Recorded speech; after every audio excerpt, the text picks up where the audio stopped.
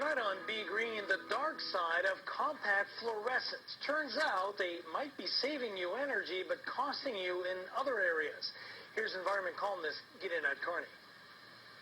CFLs, or these girly light bulbs, have become the symbol of the green revolution. But they might not be such a bright idea.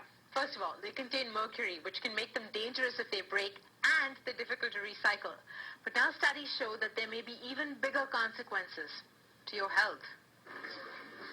They're nice looking and energy efficient and come highly recommended by, well, your government. But they might be making you sick because CFLs produce what's called dirty electricity. I Skyped with an expert in the field, Professor Magda Havis, to find out exactly what this means. Clean electricity is a smooth sine wave that just goes up and down 60 times a second. And when you have dirty electricity, you have these spikes that right on top of it. And these are high-frequency transients, and we know that they affect electronic equipment, and we're learning that they also have effects on humans. Havis talks about the effects on diabetics.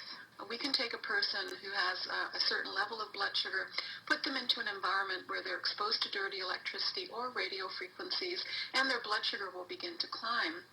We can then move them into a clean environment, and their blood sugar will begin to fall. So we can turn it on and off just like a light switch. We've worked with people who have multiple sclerosis, and when they're in a dirty environment, their neurological symptoms are bad, and when they're in a clean environment, they improve. Havis also mentioned one study in a school in Wisconsin.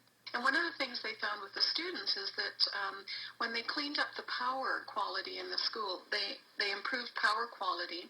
They found that 37 of the students who had asthma and required inhalers on a daily basis stopped using them.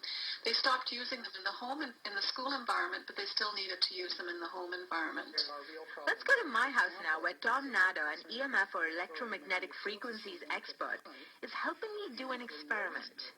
We want to see how much CFLs change the EMF field in my home. We start with the base reading. This is when nothing but the fridge is running. Then we try an incandescent bulb. No change. Ditto a halogen bulb. Now a CFL. Holy, even worse, the effect of CFLs is cumulative. So more CFLs equal more dirty electricity. The more CFLs you add throughout your house. In a typical home, I counted in my home, I've got 50 light bulbs, right? And if I replace them all...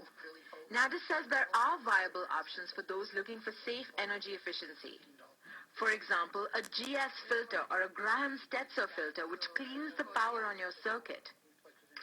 Or... So this is an LED bulb. It doesn't produce dirty electricity. There's no mercury in them. Plus, they're the most energy-efficient bulbs on the market, and they last longer than your average CFL. Yeah. I've posted more information on my blog, including some of Dr. Havis's research. Log on to cbc.ca/Montreal at 6 and look for the Be Green link. And I want to know, would you still buy and use compact fluorescent light bulbs, or will you bring them to a recycling center? Leave me a comment or call 514-597-5626. I'm Geeta Carney.